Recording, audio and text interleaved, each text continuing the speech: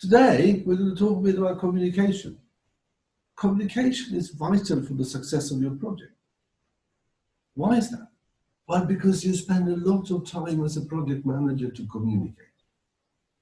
It could be presentations, written reports, gathering information. It all boils down to communication. And we want that to be successful. Look at this picture here.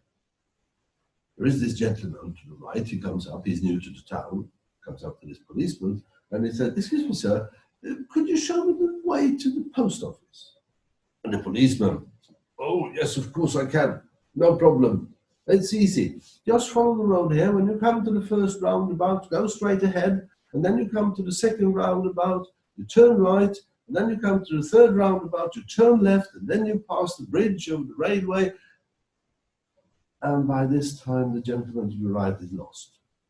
Why is that? Well, there are a number of reasons why communications fail. I mean, he is interested in getting the information. The policeman is eager to give him the information. But somewhere on the line, there is a mismatch. What that mismatch is, we don't really know. But what we want to do is we want to avoid that. So if you look at what we mean by communication, we have to go back to Latin, communis, to share, communicare, to make known. And that's exactly what we want to do. We want to share, we want to make known. And that's why we communicate. And how will I be successful in communicating? Well, the best thing to do is to set up a plan for what you're going to do in your project.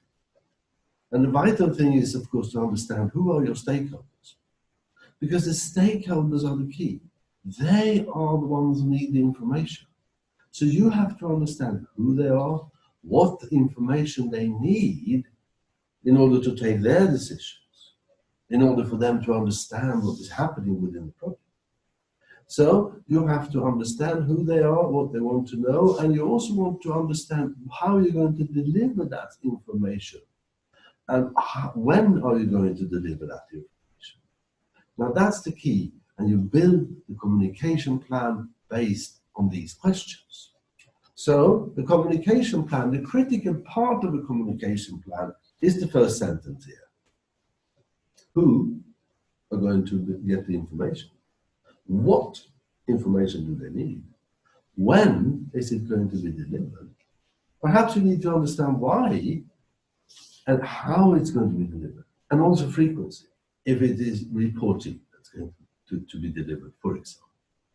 You have to document that, and that will guide you to the project and make sure that you give the right people the right information at the right time. The plan could also include things like do you authorize release of confidential information. It also could outline escalation processes, for example. It could describe the communication restraints, etc. But the key thing is the who, the what, the when, the why, the how, and the how often.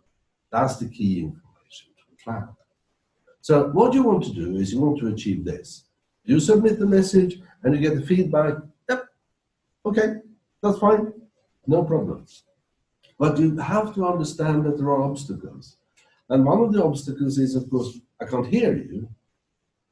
And when I say I can't hear you, it could mean I haven't got the right means to get the information or whatever it is.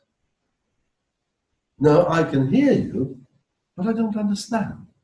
The message has been coded in a way so it can't be taken in, it can't be understood. And of course, language is a problem there.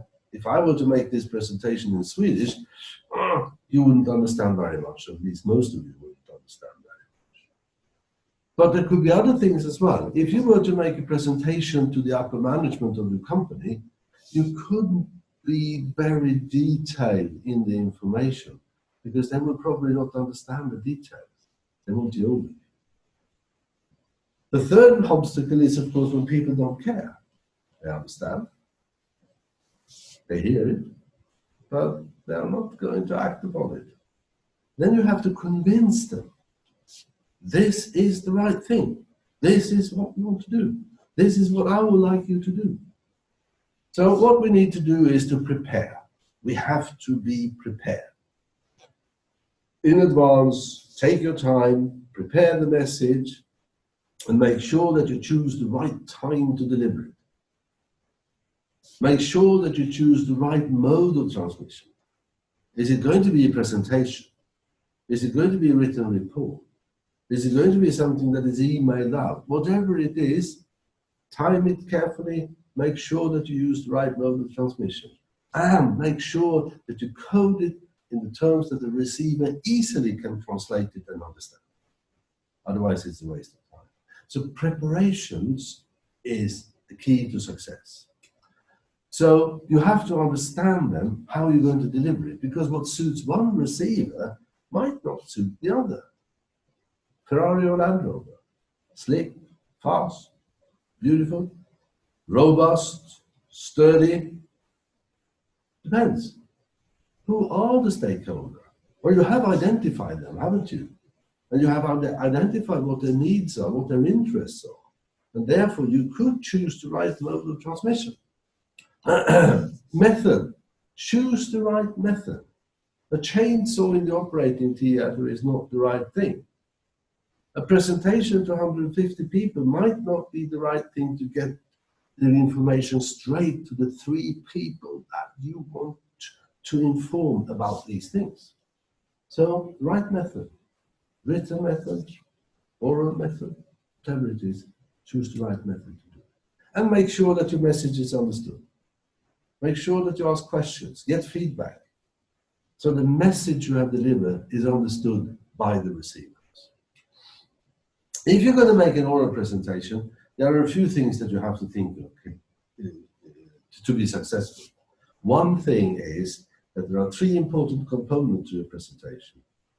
The oral bit, the verbal bit, the words, what you say. Unfortunately, that has very little significance. And in about 2 weeks' time, you will probably have forgotten all of it if you don't use the non-verbal and the paralingual components. That is, if you don't use your voice.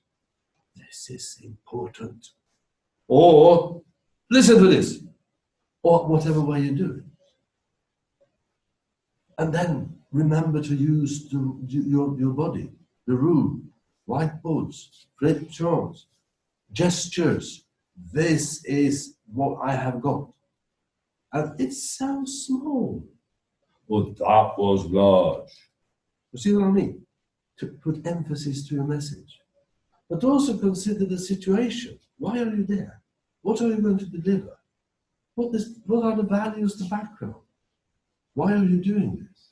And listen carefully from the audience feedback. How is their reaction? Make sure that your message is understood, as we said, accepted, and being acted upon. So there are a few key words here. The subject is, of course, content, the important content of it. But how you do it? Use the room, use your voice, have eye contact with the audience, use your body, and enjoy the presentation and make people understand and know that you are actually enjoying this. You like this. And your audience will much easier remember what your message was. And if you're going to use PowerPoint slides, make sure that you design your PowerPoint slides for people to easily remember them. A slide like the one to the right is hopeless. No one will remember the umpteenth bullet points on that list. After 2 points, they are completely lost. Emphasize your message with a beautiful picture or an informative picture, and just a few points, a few critical points that are of importance. And then make your presentation use that point, that picture, that PowerPoint picture. If you want to have some tips on how to do this, you should view this YouTube film, or the link is listed at the bottom of this view graph. It's called Death by PowerPoint, and it's very informative. It's only 15 minutes, but it gives you a lot. Finally then, make sure that you document what you want to do in your communications plan. And a communication plan could be as simple as this matrix. And here it holds the important information. Who is the receiver? What do they want to know? How am I going to deliver it? When am I going to deliver it? Etc. But this is a guide. It's there for you as a guide to help you set up your own communication plan that suits you, that suits your needs. So the communication plan is critical for your success in your project. Now, best of luck with communication, and I hope to see you soon again. I don't know. Thank you very, very much for listening, and bye for now.